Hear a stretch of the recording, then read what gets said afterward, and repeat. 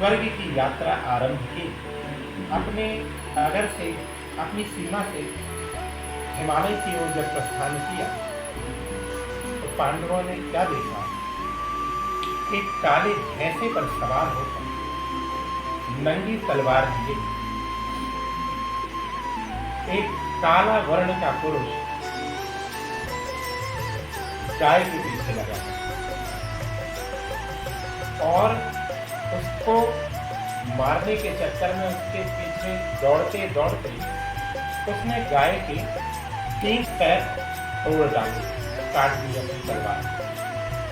और ये सारी क्रियाएं देख कौन रहा था? पांडव लोग।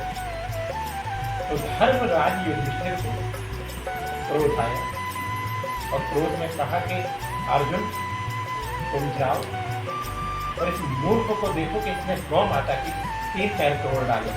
इससे पहले पता करो कि ये है कौन और इसने ये जो कार्य है, निंदनीय कार्य है, इसने किया क्यों, किसके कहने पर किया? अर्जुन बोलते हैं जो आज्ञा। जाते हैं, गाय भी वहां खड़ी रहती है एक पैर से और वो पुरुष भी तलवार लिए खड़ा है। अर्जुन जब जाके प्रश्न करता है कि तू हमारी सीमा में और हमारे होते हुए तूने ये गाय की दुर्दशा की क्यों, तू है कौन? तो उसने अपना परिचय तो अभी नहीं किया। उसने बोला कि आओ अर्जुन बैठो। अर्जुन दंग रह गए, ये मेरा नाम कैसे जानता है? तो तू मेरा नाम कैसे जानता है? तो बोलते ये मेरा प्रश्न नहीं है। मैंने गाय के पैर क्यों तोड़े, ये प्रश्न तो मैं, इसका उत्तर मैं बाद में दूंगा, पहले तू मेरे प्रश्न का उत्तर दे। तो बोले बता तेरा प्रश्न क्या है? बोले कि यहाँ से 4 कदम पूर्व की ओर चल के जा और तूने जो देखा उसको देखकर और उसका उत्तर मुझे बता। तो मैं तेरे कहने से क्यों करूं? तू है कौन मुझे आदमी देने वाला? तो बोलते हैं अगर तुम्हें अपने प्रश्न का उत्तर चाहिए तो मेरे प्रश्न का उत्तर तुम्हें देना होगा। बोले ठीक है, जाता है। जब 4 कदम चलकर जाता है और देखता है, अर्जुन क्या देखता है कि विशाल 2 पर्वत है और कच्चे सूत में बंधे हुए दोनों आपस में टकरा रहे हैं, लेकिन वो गिर नहीं रहे नीचे। एक कच्चे सूत में दोनों पर्वत बंधे। अर्जुन देखता रहता है कि अब गिरेंगे, अब गिरेंगे, अब गिरेंगे, लेकिन वो काहे को गिरने वाले नहीं गिरते। जब 1 घंटा वही उनको देखते देखते जब मन में उसके बन जाता है कि अभी गिरने वाले हैं, तो उसके पास आ जाता है। तो अर्जुन से पूछता बताओ क्या देखा? अर्जुन ने अपना पूरा बताया कि मैंने ये देखा। बोलते ठीक है देखा तो, लेकिन इसका उत्तर क्या है, क्यों नहीं गिर रहे? उत्तर मुझे नहीं पता। बोलते बैठ गए, अर्जुन को दिखा देता। अब जब धर्मराज अर्जुन बहुत विलुप्त हो गया है, ऐसा तो नहीं कि उसने गाय के साथ अर्जुन का भी वही दुर्दशा कर दी हो, कुछ ना कुछ तो हुआ है। तो बोलते हैं कि भीम तुम जल्दी जाओ और पता लगाओ कि वो कौन है और अर्जुन को भी देखो कि अर्जुन क्यों नहीं आया अभी तक। ऐसा तो नहीं कि उस दुष्ट ने कुछ कर दिया हो। तो बोलते जो आज्ञा किया। जब भीम जाते हैं वहां देखते हैं कि अर्जुन बैठा और बोलते कि तूने मेरे भाई को यहाँ बिठाया कौन और तू है कौन और गाय के पैर तूने कैसे तोड़ दिए? बोले कि शांत भी, बिल्कुल शांत हो जाए, मैं तुम्हारी सारी प्रश्नों के उत्तर दूंगा। यदि तुमने तुम्हारे भाई के प्रश्न का उत्तर तुमने दे दिया तो बाकी मैं अपने प्रश्न का उत्तर दे दूंगा कि मैं कौन और सारी प्रक्रिया बता दूंगा। अर्जुन से पूछते बता क्या है? बोलते कि भीम मैंने ऐसी ऐसी चीज देखी है, लेकिन अब वो गिर क्यों नहीं गई नहीं पता है। तो भीम बोलता है कि मुझे भी इस प्रश्न का उत्तर नहीं पता। तो बोलते ठीक है भीम, तुम्हें इस प्रश्न का उत्तर नहीं, लेकिन दूसरे प्रश्न का उत्तर मैं तुम्हें विकल्प देता हूँ। तुम भी पश्चिम की ओर जाओ और तुमने जो देखा सोच का उत्तर लाओ। तो बोलते ठीक है। जाता है 4 कदम चलकर, देखता है कि 6 कुएं उफान ले रहे हैं, एक कुआं नहीं भर पाता और जब वो एक कुआं उफान लेता है तो 6 के 6 भर जाते हैं। ये तो बढ़िया आश्चर्य की बात है। ये देख के बोला अब उसका उत्तर नहीं पता, लेकिन देखने में तो उसको बहुत अच्छा लगा, लेकिन जब आता है तो बताता है कि क्या देखा भीम तुमने? बोला कि मैंने ये देखा। बोले ये तो प्रश्न हुआ, उत्तर क्या है, क्यों ऐसा हो रहा है कि 6 कुएं उफान ले रहे तो एक नहीं भर रहा, और एक उफान ले रहा तो 6 भर जा रहे हैं, क्या है इसका उत्तर? उसे नहीं पता, तो तुम भी बैठ जाओ, वो भी बैठ गया। अब धर्मराज को बड़ी चिंता कि 2 मेरे सूरवीर भाई, उनका पता नहीं। बोलते नकुल तुम तुरंत जाना और तुरंत आना, जो भी हो तुम वहां रुकना मत, ये देखना कि तुम्हारे भाइयों को क्या हुआ है और मुझे तुरंत आकर बताओ। नकुल जाते तो देखते हैं कि ये सब चीजें वही प्रश्न को भी पूछते हैं, भाइयों के प्रश्न पूछते हैं। बोलते हैं कि अगर तुमने इन दोनों भाइयों में से किसी एक के भी प्रश्न का उत्तर दे दिया तो बाकी के उत्तर मैं दे दूंगा। तो जब दोनों से पूछते, दोनों के उत्तर उन्हें नहीं पता। बोलते एक काम करो, तुम यदि ये प्रश्न का उत्तर लाओगे तो मैं तीनों प्रश्नों के उत्तर दे दूंगा। तो बोलते बताओ क्या करना है। तो बोलते कि तुम भी जाओ दक्षिण की ओर जाओ, और जो तुमने देखा तो मुझे आकर बताओ उत्तर के साथ। तो ये जाते हैं, क्या देखते हैं, एक गाय ने बछिया को जन्म दिया।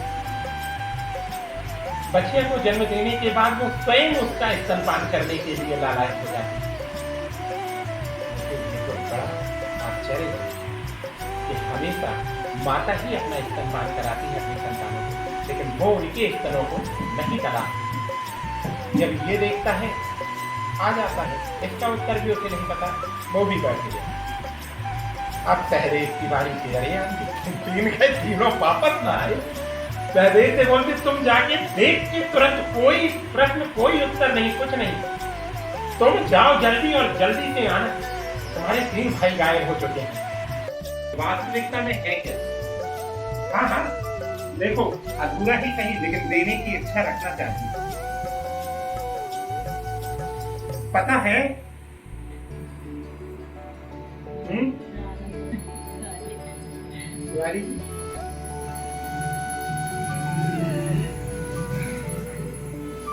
देखो पहले प्रश्न का उत्तर ये,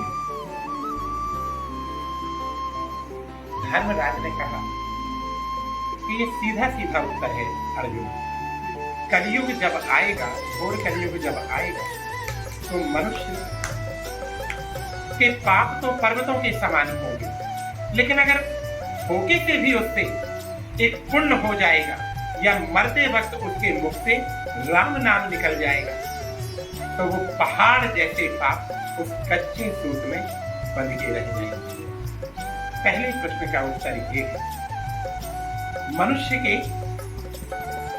पर्वतों जैसे पुण्य है, और धोखे से अगर एक पाप हो जाता है तो भी जस्ट उल्टा होगा। ये भी है कि अपने पाप कर्म के कारण मनुष्य को अपने पुण्यों के पीछे दोबारा इस संसार में आना होगा, और उस पाप कर्म को भोग कर पुनः वो जिस लोक का, जिस देवता का उपासक या आराध्य होगा, वो उस लोक तक चला जाएगा अपने पाप को काट कर। तो सीधा सीधा इसका उत्तर कि वो पहाड़ एक कच्चे सूत्र में बंधे हुए थे। ये समझ लो कि ये पहाड़ जो थे वो पाप थे, और वो कच्चा सूत्र केवल एक नाम था, वो किसी का भी पुण्य था। तो पुण्य की डोर से पाप बंधे थे। बोले अब तुम बताओ तुम्हारा क्या उत्तर था। भीम ने कहा भैया मैं गया तो एक कुआं उफान लेता था तो 6 भरते थे, 6 लेते थे तो एक नहीं भरता था। तो बोलते ये भी सीधी सी बात है, कलयुग में माता पिता की कितनी भी संतानें हो जाए, लेकिन वो सबका भरण पोषण करके और उन्हें तैयार कर देंगे, लेकिन 6 के 6 मिलकर भी अपने माता पिता का भरण पोषण नहीं कर पाएंगे कलयुग में। इसीलिए जब वो एक कुआं उफान लेता रहा तो 6 के 6 भर जाते थे, लेकिन जब 6 भी मिलकर एक को भरना चाहते थे तो नहीं भर पाते थे। तो माता पिता का भरण पोषण के तू रखेगा, ये रखेगा, वो रखेगा, माता पिता भ्रमण ही करते रहेंगे। तो कलयुग का ये दूसरा चरण है और दूसरा उत्तर हुआ। अब नकुल से पूछते कि तू बता क्या है तेरा।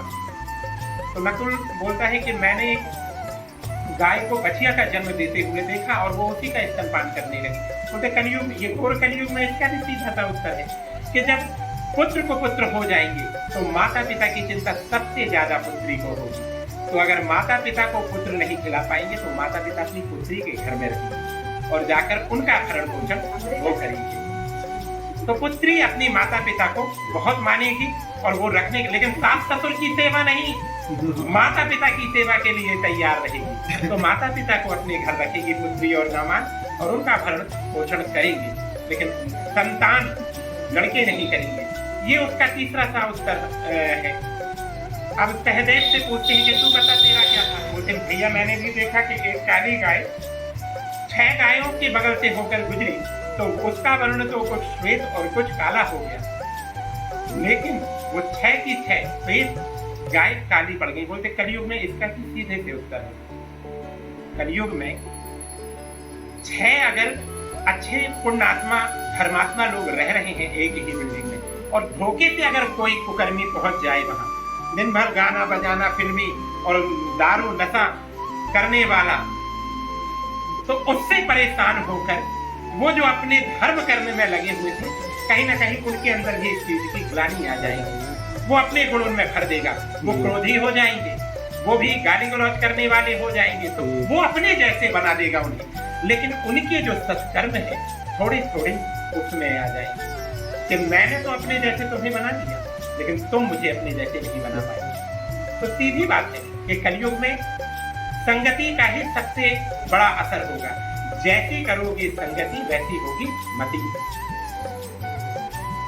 तो ये होगा। आप बोले ये तो चारों प्रश्न के उत्तर हो गए, आप बता के तू है कौन। तो महाराज मैं कलयुग हूँ। बोले तू समय से पहले कैसे आ गया, तुम्हें गाय के पैर कैसे तोड़ दिए। तो बोले कि मैंने सतयुग त्रेता और द्वापर ये 3 चरण गाय के तोड़ दिए, अब मेरा आगमन हो चुका है। तो धरती ये गाय नहीं, ये धरती माता है जिसने गौ का रूप धारण करके और यहाँ पर स्थित होकर खड़ी है। तो कलयुग में धरती एक चरण वाली होगी। तो धर्म का जिसका भी पलड़ा भारी होगा, धरती उसी ओर झुकेगी। मान लो पाप का पलड़ा भारी तो भयंकर भूचाल, प्रलय और ये सब कंपन जो हो रहे हैं, भूकंप वगैरह ये आएंगे। लेकिन पुण्य का पलड़ा अगर भारी होगा तो धरती एक चरण पर खड़े होकर भी स्थिर रहेगी। तो मैंने ये 3 चरण समाप्त कर दिए, अब ये जो आखिरी चरण है वो मेरा है। तो बोले नहीं, अभी जब तक हम इस सीमा को पार नहीं कर जाते और जब तक हमारा पुत्र परीक्षित रहेगा तब तक तेरा प्रवेश यहाँ नहीं होगा। परीक्षित ही तेरा समय निश्चित करेगा कि तुझे कहाँ कहाँ स्थान दिया जाए। तो मैंने तेरे 4 प्रश्नों के उत्तर दिए, अब तू यहाँ से जा, जहाँ से आया बस जोड़कर और कलयुग गया और गाय के चारों के 4 पैर